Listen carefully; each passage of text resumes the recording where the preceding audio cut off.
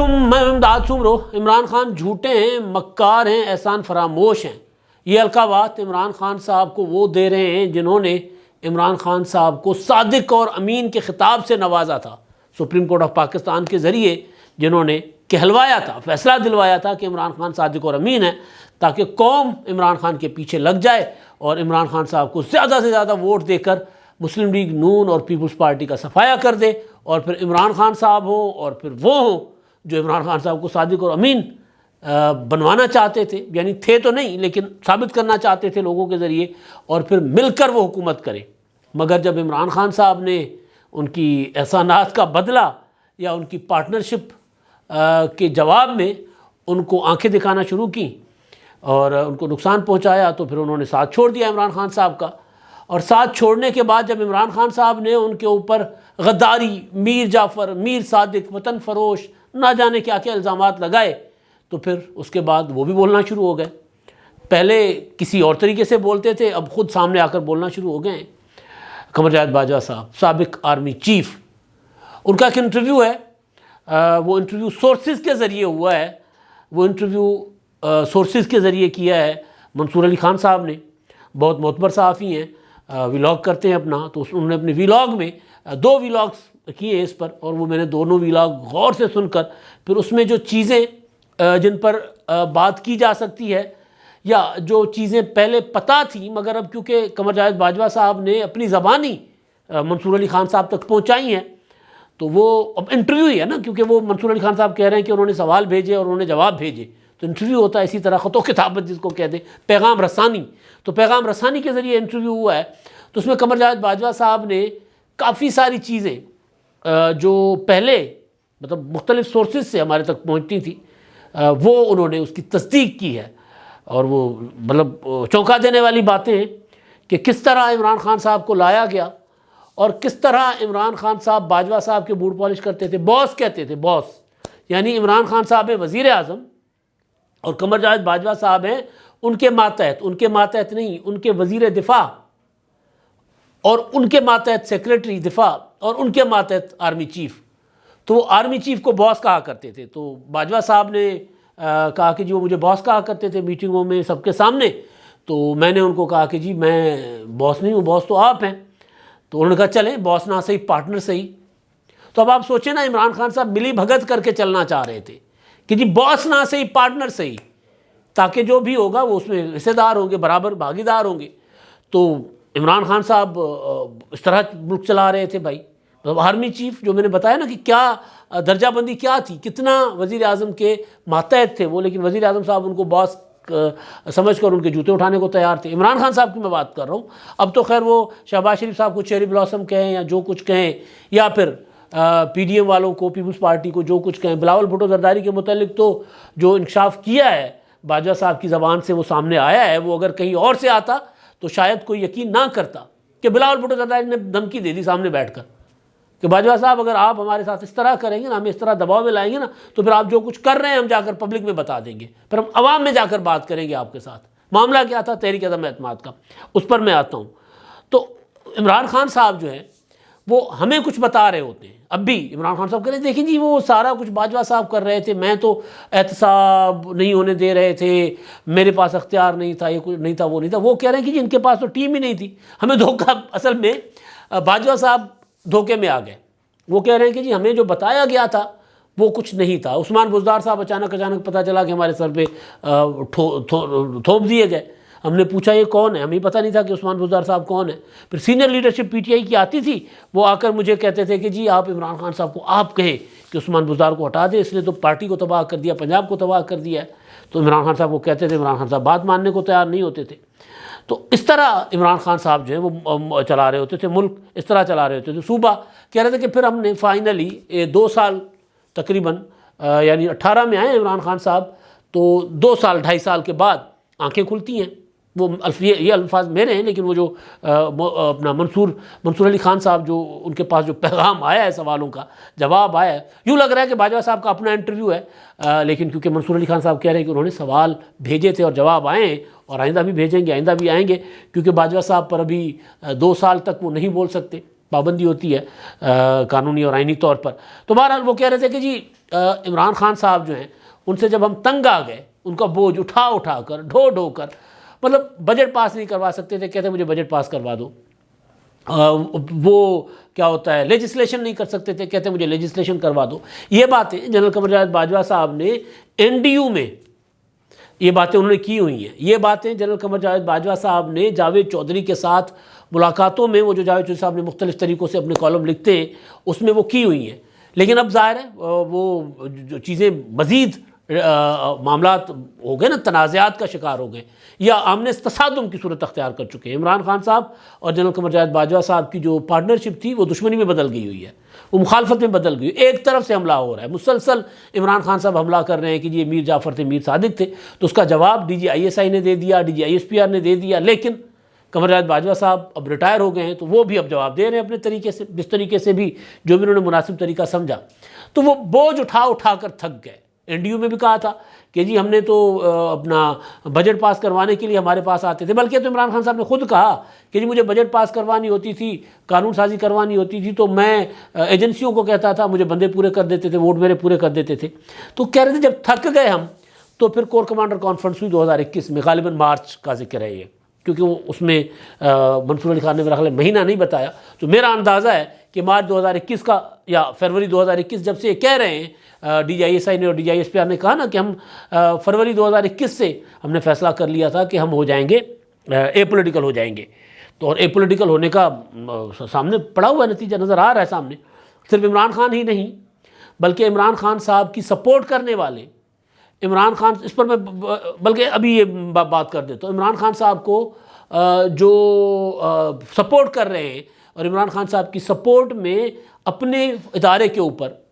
مسلسل حملہ آور ہونے والے جو سابق جرنیلز یا فوجی افسران تھے، ریٹائرڈ ایکس سروس مین، ان میں سے 400 کو تو اپنا کی پینشنیں بند کر دی گئی تھی، کچھ کی اب بحال ہو گئی ہیں. اور وہ لوگ جو اندر ابھی کسی طرح جو حاضر سروس ہے کسی طرح کہیں نہ کہیں عمران خان صاحب کے لیے ہلکی پھلکی کا وہ ٹلٹ رکھتے تھے، ان کو بھی شوکاز نوٹس جاری کر دیے گئے. تو ایک پورا کا پورا جو تھا نا کہ صرف یہ نہیں کہ سپورٹ واپس لی ہے، بلکہ جو لوگ عمران خان صاحب کے اس میں رنگ میں ابھی تک رنگے ہوئے ہیں، کوشش کی جا رہی ہے کہ ان کو بھی ذرا وہ بھی دھل کے صاف ہو جائیں. تو یہ جو مارچ یا فروری 21 میں کور کمانڈر کانفرنس ہوتی ہے اور باجوہ صاحب یہ بتا رہے ہیں کہ جی اس میں 26 میں سے 20 کور کمانڈرز نے اس بات کا فیصلہ کیا کہ ہمیں عمران خان صاحب کی سپورٹ ختم کر دینی چاہیے. یہ ادارے کو بدنام کر رہا ہے، ان کی ناکامیاں ہمیں پریشان کر رہی ہیں، لہٰذا ہم جو ہے عمران خان صاحب کو اب ساتھ ہم نے نہیں بڑھنا آگے عمران خان صاحب کے. اس کے بعد جو 6 باقی بچے تھے جرنیلز، تو وہ کہہ رہے ہیں کہ آگے چل کر وہ بھی اس بات سے متفق ہوئے کہ ہاں عمران خان صاحب کو مزید وقت کے لیے سپورٹ نہیں کیا جا سکتا. تو اس کے بعد پھر ظاہر ہے تاریخ ہے، پھر وہ سینٹ میں کے انتخابات ہوئے مارچ 2021 کے، اس میں یوسف رضا گیلانی جیت گئے. عمران خان صاحب نے بڑی کوشش کی تھی کہ ان کو سپورٹ ملے، لیکن وہ کہہ رہے ہیں کہ وہاں سے ظاہر ہے وہ سپورٹ نہیں تھی، تو پھر عمران خان صاحب ہار گئے. اچھا اس کے بعد جنرل فیض حمید والا جو معاملہ آتا ہے، ان کو بطور DG ISI تبادلہ ان کا ہوتا ہے اور وہاں پر DG ISI کے عہدے پر جنرل ندیم انجم صاحب آتے ہیں. تو اس میں جو عمران خان صاحب ایک کڑمس مچاتے ہیں، آپ کو یاد ہے تناؤ کی کیفیت ہوتی ہے. 6 اکتوبر کو ISPR ایک پریس ریلیز جاری کرتا ہے اور عمران خان صاحب اس پریس ریلیز کو کے اوپر جو عمل درآمد رکوا دیتے ہیں، یعنی تبادلہ رکوا دیتے، تبادلہ نہیں ہونے دیتے. اس میں اچھی خاصی عمران خان صاحب کی اور آرمی چیف کی گرما گرمی ہو گئی، اور یہ نوبت اس بات پر آئی کہ انہوں نے ایک دن فون کر کے اعظم خان صاحب کو کہہ دیا کہ اگر عمران خان میں ریزائن کر رہا ہوں. تو اعظم خان جو پرنسپل سیکریٹری تھے تو انہوں نے کہا کہ ماڑا نہ کرے اس طرح. تو بہرحال وہ کہہ رہے ہیں کہ اس کے بعد اعظم خان صاحب نے کچھ اپنا جرنیلوں سے بات کی اور وہ اور فیض حمید صاحب وہ سب لے کر عمران خان صاحب ان کو لے کر عمران خان صاحب کے پاس گئے. ایک میٹنگ ہوتی ہے اور اس پہ پھر معاملہ طے پاتا ہے کہ جی نومبر میں، یاد ہوگا آپ کو، پھر نومبر کی ایک تاریخ طے ہوتی ہے کہ نومبر میں جو ہے وہ چارج سنبھالیں گے ندیم انجم اور یہ ریٹائر کر جائیں گے، اپنا ریٹائر نہیں کر جائیں گے بلکہ چارج چھوڑ کر کور کمانڈر پشاور بن جائیں گے فیض حمید صاحب. تو اس طرح عمران خان صاحب معاملات چلاتے رہے. بہرحال کافی ساری لمبی باتیں ہیں. معاملہ جو امپورٹنٹ ہے وہ ہے سائفر کا اور تحریک عدم اعتماد کا، جس پر عمران خان صاحب نے ایک بہت بڑا ایک اپنا ہوا بنایا ہوا تھا، اپنا تحریک عدم اعتماد کو امریکی سازش قرار دیا ہوا تھا، اور پھر امریکی سازش، اس میں پھر ہینڈلرز، اس میں پھر میر جعفر میر صادق، اور پھر فائنلی قمر جاوید باجوہ غدار تک پہنچ گئے تھے عمران خان صاحب۔ تو یہ چیزیں سامنے آ چکی ہوئی ہیں ویسے ادروائز بھی، لیکن اس میں جو اپنا معاملات ہیں وہ بڑے دلچسپ ہیں۔ یعنی سائفر سے پہلے عمران خان صاحب جو ہیں وہ سائفر سامنے لانے سے پہلے عمران خان صاحب قمر جاوید باجوہ صاحب کو اسد عمر کے ذریعے، وہ باجوہ صاحب خود کہہ رہے ہیں، اسد عمر کے ذریعے ان کو فون کر کے ایکسٹینشن کی پیشکش کرتے ہیں 2 سال کی، مزید 2 سال ایکسٹینشن۔ وہ کہتے ہیں میں نے انکار کر دیا۔ اس کے بعد پھر فون آتا ہے اپنا پرویز خٹک صاحب کا، تو پرویز خٹک صاحب کو باجوہ صاحب کہتے ہیں کہ میں کہتا ہوں کہ جی آپ جو ہے وہ مجھے پتہ ہے آپ نے کیوں فون کیا ہے، لیکن آپ ڈی جی آئی ایس آئی کے دفتر میں جا کر مجھے سیکیور لائن سے فون کریں۔ تو D G I S I Nadeem Anjum تھے، ان کے سامنے بیٹھ کر سیکیور لائن سے انہوں نے فون کیا، اور فون کر کے انہوں نے بھی وہی آفر کی۔ تو میں نے کہا کہ جی میں نے ایکسٹینشن نہیں لینی۔ تو بہرحال پھر معاملہ سائفر کا آ گیا، اپنا تحریک عدم اعتماد کا آ گیا۔ تحریک عدم اعتماد رکوانے کے لیے عمران خان صاحب نے کہتے ہیں ہمیں کہا، تو ہم نے جا کر ملاقات کر لی۔ 26 مارچ کو ملاقات ہوتی ہے اپنا آرمی چیف کی، D G I S I کی، آصف زرداری، شہباز شریف، بلاول بھٹو زرداری، مولانا فضل الرحمان، ان کے صاحبزادے، یہ لوگ ہوتے ہیں، یعنی اسد محمود صاحب، اور ادھر سے آرمی چیف اور D G I S I. تو اس میں آرمی چیف صاحب جو ہیں عمران خان صاحب کی آفر رکھتے ہیں۔ وہ کہتے ہیں کہ عمران خان صاحب کہہ رہے ہیں کہ تحریک عدم اعتماد واپس لے لیں، اور وہ اسمبلیاں توڑ کر انتخابات کروانے کو تیار ہیں۔ تو شہباز شریف راضی ہو جاتے ہیں، شہباز شریف کہتے ہیں ٹھیک ہے، مطلب وہ مائل ہو جاتے ہیں، قائل ہو جاتے ہیں، مگر آصف زرداری اور مولانا صاحب بڑھ جاتے ہیں۔ تو اس پر قمر جاوید باجوہ صاحب کہتے ہیں کہ میں انسسٹ کرتا ہوں کہ نہیں، دیکھ لیں اس معاملے کو، بہتر یہی ہے کہ اگر وہ عمران خان صاحب کہہ رہے ہیں کہ تحریک عدم اعتماد واپس لینے کی صورت میں وہ ریزائن کر دیتے ہیں، اسمبلیاں توڑ دیتے ہیں، تو اس بات کی طرف جانا چاہیے، تو میں انسسٹ کرتا ہوں۔ تو اس پر بلاول بھٹو بھڑک اٹھتے ہیں، وہ کہتے ہیں کہ جنرل صاحب آپ ہمارے اوپر مزید ہمیں دباؤ میں نہ لائیں، ہم آپ کے دباؤ میں نہیں آئیں گے۔ اگر آپ اس طرح کریں گے تو ہم پبلک میں جا کر بات کریں گے، پبلک میں جا کر بتائیں گے کہ آپ یہ کیا کر رہے ہیں بیٹھ کر۔ تو کہتے ہیں اس کے بعد پھر D G I S I Nadeem Anjum, جو پولیٹیکل تھے، ظاہر ہے باجوہ صاحب تو پولیٹیکل تھے، تو وہ اپنے باس کو کہتے ہیں کہ نہیں، بس ہو گیا، ہمارا کام پیغام پہنچانا تھا، ہم نے پیغام پہنچایا اور بات ختم۔ اچھا، اس کے بعد پھر 26 مارچ کو میٹنگ ناکام ہوتی ہے۔ باجوہ صاحب اور ندیم انجم صاحب عمران خان صاحب کو بتا دیتے ہیں کہ جی وہ نہیں مان رہے پوزیشن والے۔ تو پھر 27 مارچ کو عمران خان صاحب وہ سائفر لہراتے ہیں جو 11 مارچ کو قمر جاوید باجوہ صاحب ان کو بتاتے ہیں کہ جی سائفر آیا ہوا ہے، اور قمر جاوید باجوہ صاحب 11 مارچ کو بتاتے ہیں، اور عمران ریاض خان کو پہلے بتا دیتے ہیں۔ عمران ریاض خان 10 مارچ کو اس کے اوپر ویلاگ کر چکے ہوتے ہیں۔ تو یہ مطلب ساری کہانیاں۔ تو بہرحال تو اصل میں پھر نیشنل سیکورٹی کمیٹی کے اجلاسوں میں کیا ہوا، وہ سارا کچھ ہوتا ہے۔ پھر باجوہ صاحب کہہ رہے ہیں کہ جی میرے پاس صحافی آتے ہیں، مجھے آ کر کہتے ہیں، عمران خان صاحب والی سائڈ کے صحافی ہیں، وہ آ کر کہتے ہیں کہ جی آپ مارشلہ کیوں نہیں لگاتے، آپ مارشلہ لگائیں۔ اور پھر پرویز الہی والا معاملہ، وہ کہہ رہے ہیں کہ پرویز الہی کو میں نے نہیں کہا تھا کہ آپ عمران خان صاحب کے ساتھ جائیں، انہوں نے مجھے ایک دن فون کیا، پوچھا کہ جی میں کیا کروں، میں نے کہا کہ جی آپ کا جو دل کرتا ہے کریں۔ اس کے بعد چند روز کے بعد دوبارہ فون کیا کہ جی میں عمران خان کے ساتھ جاؤں یا میں پی ڈی ایم والوں کے ساتھ جاؤں۔ مونس الہی تو کہتے ہیں کہ جی ہمیں پی ڈی ایم والوں کی طرف جانا چاہیے۔ تو وہ کہتے ہیں کہ جی جو آپ کو بہتر لگے آپ وہ کریں۔ تو کہتے ہیں وہ مونس الہی والی بات کو پکڑ کر وہ چلے گئے ادھر، کیونکہ مونس الہی ادھر جانا چاہ رہے تھے۔ اب وہ بات میرے اوپر کر رہے ہیں کہ جی میں نے کہا تھا، کہتے ہیں میں نے نہیں کہا تھا، لیکن ان کی مہربانی ہے کہ وہ جو عمران خان میرے اوپر ڈبل گیم کرنے کا الزام لگا رہے ہیں، ان کو وہ انہوں نے عمران خان صاحب کو چیلنج کیا ان کی بات کو۔ تو بہرحال یہ ساری باتیں